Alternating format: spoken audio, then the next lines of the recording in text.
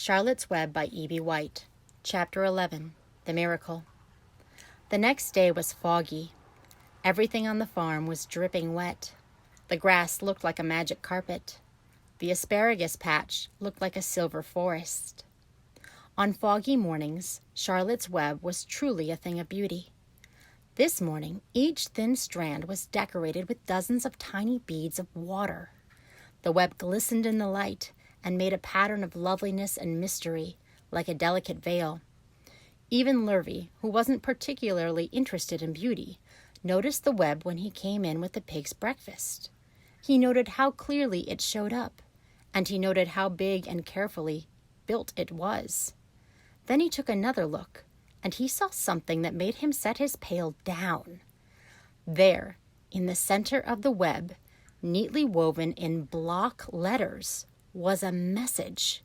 It said, "Some pig." Lurvy felt weak. He brushed his hand across his eyes and stared harder at Charlotte's Web.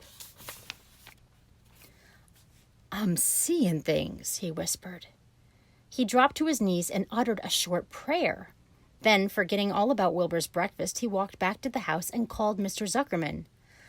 "I think you better come down to the pig pen," he said. "What's the trouble?" asked Mr. Zuckerman. "Anything wrong with the pig?" "Not exactly," said Lurvy. "Come and see for yourself." The two men walked silently down to Wilbur's yard. Lurvy pointed to the spider's web. "Do you see what I see?" Zuckerman stared at the writing on the web. Then he murmured the words, "Some pig." Then he looked at Lurvy.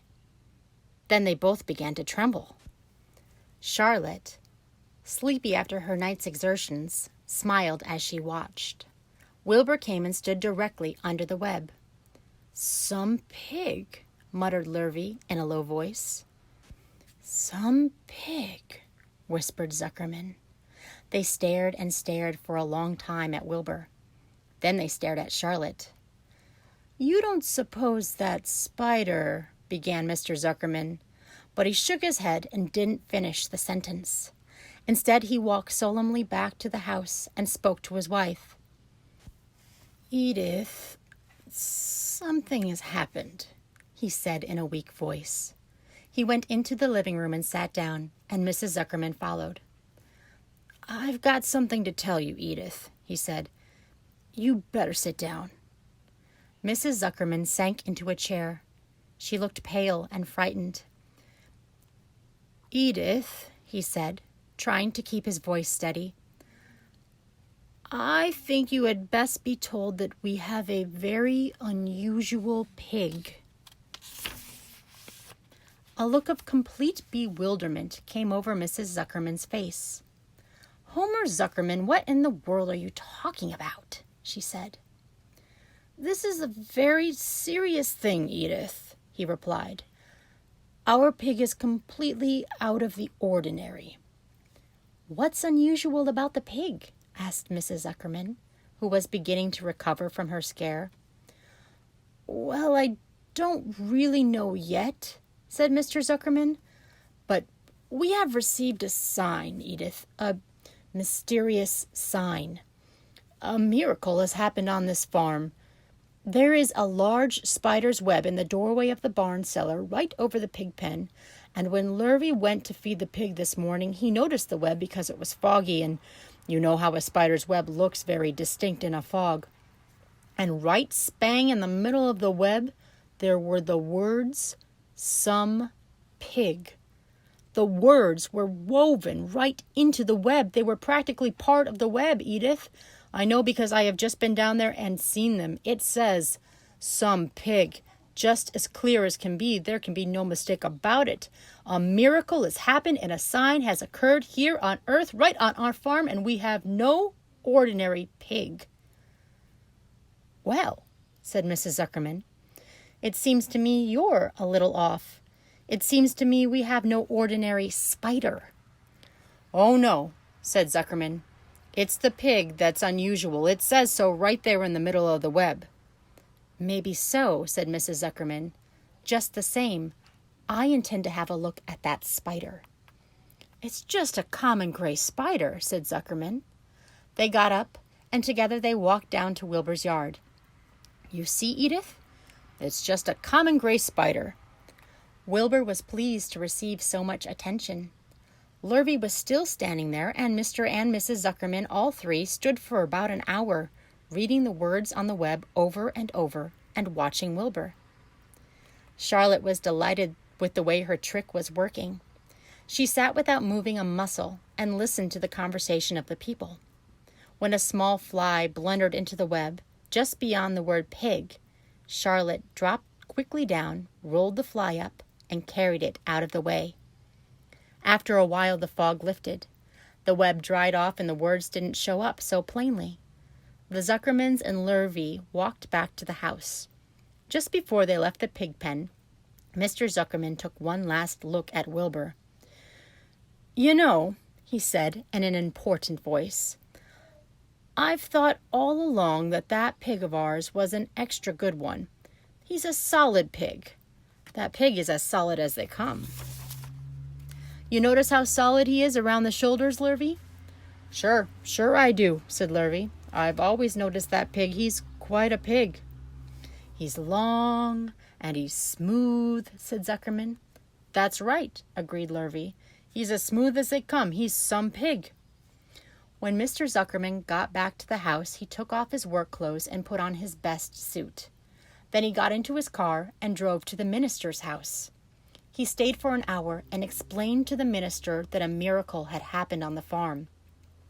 "So far," said Zuckerman, "only 4 people on earth know about this miracle. Myself, my wife Edith, my hired man Lurvy, and you." "Don't tell anybody else," said the minister. "We don't know what it means yet, but perhaps, if I give thought to it, I can explain it in my next sermon next Sunday. There can be no doubt that you have a most unusual pig.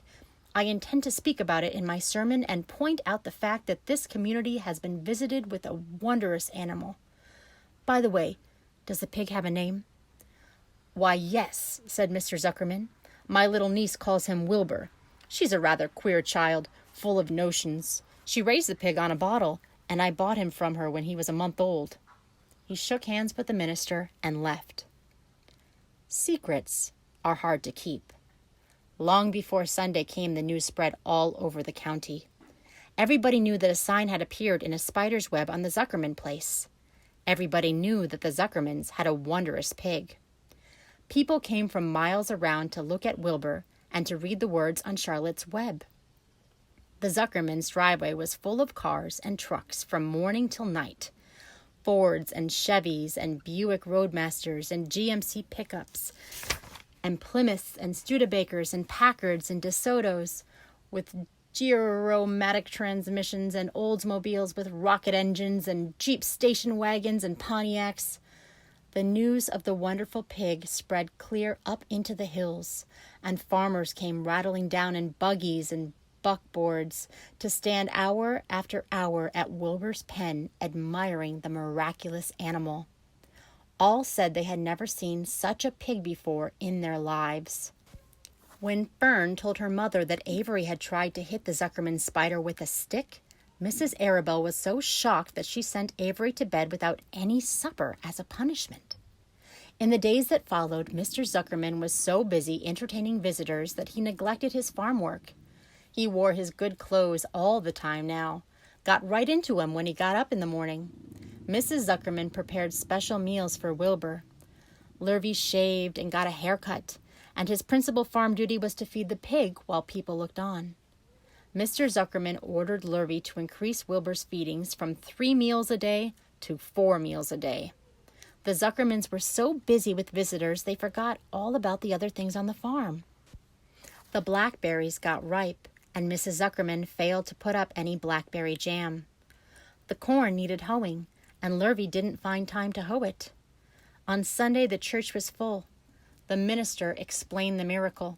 He said that the words on the spider's web proved that human beings must always be on the watch for the coming of wonders. All in all, the Zuckerman's pig pen was the center of attraction.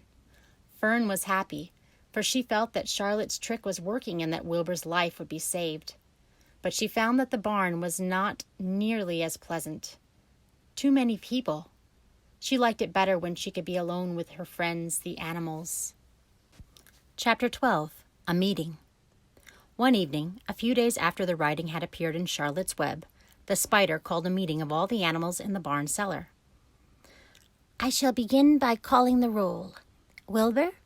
Here, said the pig. Gander? Here, here, here, said the gander. You sound like 3 ganders, muttered Charlotte. Why can't you just say here? Why do you have to repeat everything? It is my idiosyncrasy, replied the gander. Goose? Said Charlotte. Here, here, here, said the goose. Charlotte glared at her. Goslings, 1 through 7. B-B-B, B-B-B, B-B-B, B-B-B, B-B-B, B-B-B, B-B-B, said the goslings. This is going to be quite a meeting, said Charlotte. Anybody would think we had 3 ganders, 3 geese, and 21 goslings. Sheep? Hi, answered the sheep all together. Lambs? Hi, answered the lambs all together. Templeton? No answer. Templeton? No answer. Well, we are all here except the rat, said Charlotte. I guess we can proceed without him. Now, all of you must have noticed what's been going on around here the last few days. The message I wrote in my web, praising Wilbur, has been received. The Zuckermans have fallen for it, and so has everybody else. Zuckerman thinks Wilbur is an unusual pig, and therefore he won't want to kill him and eat him. I dare say my trick will work and Wilbur's life can be saved. Hooray! Cried everybody. Thank you very much, said Charlotte. Now, I called this meeting in order to get suggestions. I need new ideas for the web. People are already getting sick of reading the words, some pig. If anybody can think of another message or remark, I'll be glad to weave it into the web.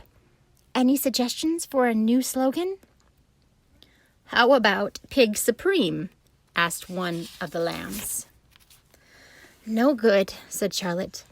It sounds like a rich dessert. How about Terrific, Terrific, Terrific? Asked the goose.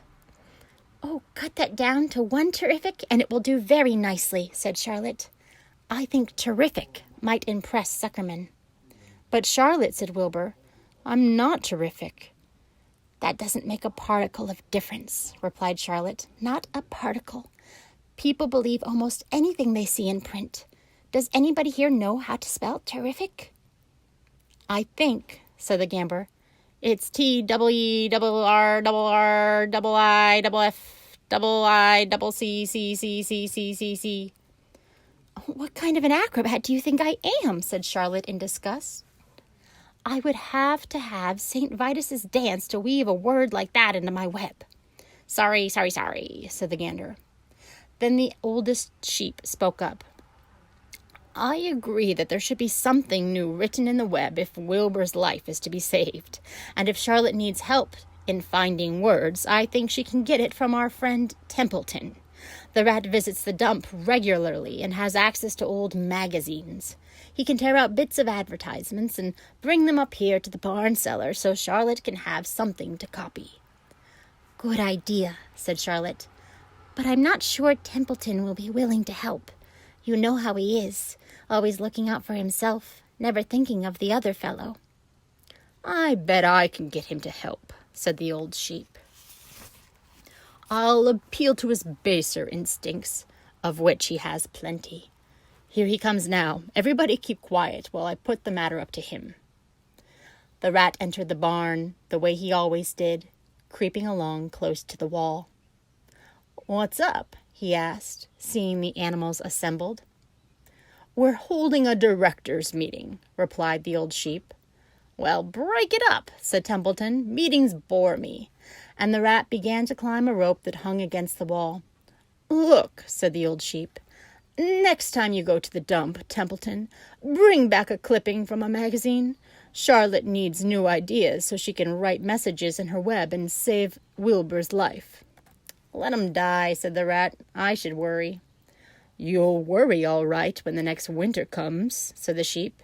You'll worry all right on a 0 morning next January when Wilbur is dead and nobody comes down here with a nice pail of warm slops to pour into the trough. Wilbur's leftover food is your chief source of supply, Templeton. You know that. Wilbur's food is your food. Therefore, Wilbur's destiny and your destiny are closely linked. If Wilbur is killed and his trough stands empty day after day, you'll grow so thin we can look right through your stomach and see objects on the other side. Templeton's whiskers quivered. Maybe you're right, he said gruffly. I'm making a trip to the dump tomorrow afternoon. I'll bring back a magazine clipping if I can find one. Thanks, said Charlotte. The meeting is now adjourned. I have a busy evening ahead of me. I've got to tear my web apart and write terrific. Wilbur blushed. But I'm not terrific, Charlotte. I'm just about average for a pig. You're terrific as far as I'm concerned, replied Charlotte sweetly. And that's what counts. You're my best friend, and I think you're sensational. Now stop arguing and go get some sleep.